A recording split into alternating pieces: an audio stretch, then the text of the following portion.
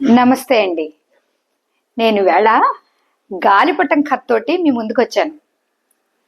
గాలిపటానికి కూడా కథ ఉందా అనుకోకండి. టీచర్లం కదా, దేనికైనా ఒక కథ చెప్పి పిల్లల్ని ఒప్పిస్తూ ఉంటాం.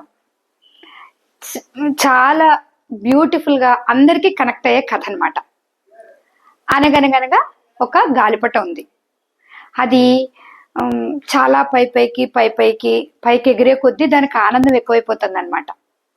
అది ఎంత పైకి ఎగిరిందంటే మేఘాలపై దాకా వెళ్ళగలిగింది. ముందున్న ఆనందం కాస్త తర్వాత గర్వం కూడా వచ్చింది. అబ్బా, నా పక్కన ఇంకేమీ ఇంత అందంగా ఎగరలేకపోతున్నాయి, నేను ఎంత బాగా ఎగురుతున్నానో అనుకుంది. అన్న తర్వాత కొంచెం పైకి వెళ్దాం అనుకుంది. కానీ దానికి దారం సరిపోవట్లేదు. కింద ఎవరైతే దారం పట్టుకున్నారో వాళ్ళని అడిగింది, అబ్బా నన్ను వదలండి, నా స్వేచ్ఛను నాకు ఇచ్చేయండి, నేను బాగా ఎగురుతున్నాను కదా, నేను ఎగరగలను కదా అంది.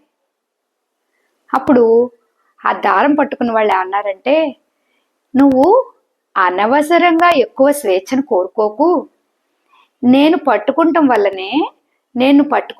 వల్లనే నువ్వు కింద పడిపోకుండా పైకి ఎగిరావని మర్చిపోవద్దు. నీకు ఎగరటం వరకు వచ్చు, నువ్వు మిగిలినవి ఆలోచించొద్దు, నువ్వు ఎక్కువ ఆశపడద్దు, వద్దు అంటే దానికి అసలు చాలా విసుగొచ్చింది అనమాట.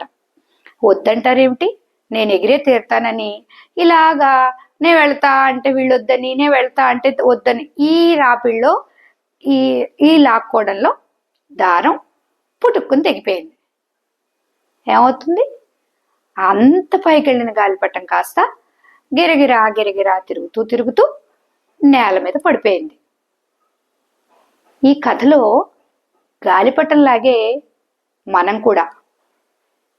మనం ఎవరి చెయ్యినైనా ఎందుకు పట్టుకోవాలి? గురువు చెయ్య, లేదా టీచర్ చెయ్య, లేదా పేరెంట్స్ చెయ్య, లేదా మన ఇంట్లో ఉండే పెద్దవాళ్ళు చెయ్య ఎందుకు పట్టుకోవాలి అంటే అందుకు పట్టుకోవాలి.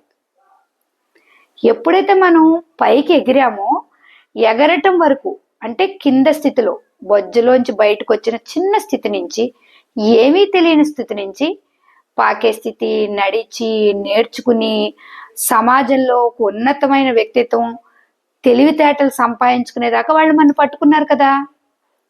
వాళ్ళు అలా పట్టుకోకపోతే మనం ఏదైనా నేర్చుకుంటానికి అలవాటు పడ్డాం, ఏదైనా నేర్చుకోగలిగాం.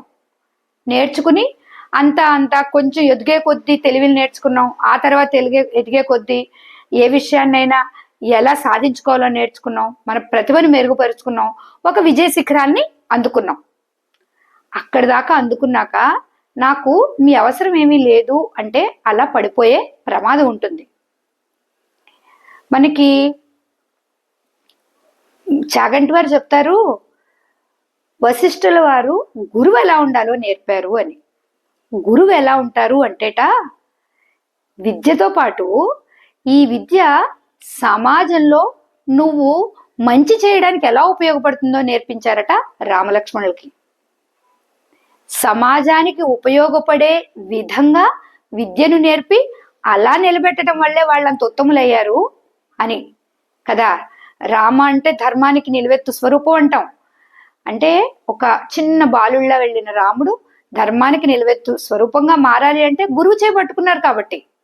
అవునా? అలాంటి గురువులు, అలా మనల్ని తీర్చిదిద్దే గురువులు, అలా మనకి సహాయ సహకారాలు అందించే తల్లిదండ్రులు, వారి చెయ్యి వదిలేయడం వల్ల మనకి నష్టము, మన ద్వారా సమాజానికి కూడా నష్టం అవుతుంది. ఎందుకంటే మనకు అన్ని విషయాలు తెలిసిపోవాలని లేదు కదా, అందరికీ అన్ని తెలియవు కూడా. ఇలా ఎవరైతే చిన్నప్పటి నుంచి మన చెయ్యి పట్టుకుని మనం నడిపించారో వాళ్ళకి సదా సర్వదా మనం రుణపడిపోయి ఉండాలి. వారికి రోజుకొకసారి చాలా థ్యాంక్స్ చెప్పుకుంటూ ఉండాలి. అంతే తప్ప, అబ్బా మీరు నా స్వేచ్ఛకి అడ్డం వస్తున్నారు, నన్ను ఏ పని చేయనివ్వట్లేదు, నన్ను అక్కడికి వెళ్ళనివ్వట్లేదు, నన్ను ఇక్కడికి వెళ్ళనివ్వట్లేదు, లేదా నేను ఏం చేసినా తప్పు అంటున్నారని ఎప్పుడైతే వారు చెయ్యి వదిలేసామో, మనకు అన్నీ తెలుసున్న భావంతో చెయ్యి వదిలేసామో, ఎక్కడొక్కడ పడిపోయి దెబ్బ తగులుతూ ఉంటుంది. కాబట్టి ఎవరైతే మాకెవరి అవసరం లేదు అనుకుంటున్నారో వారు ఒక్కసారి గాలిపటంలా మన జీవితం అయిపోతుందేమో అని ఆలోచించుకోవాలి. Thank you.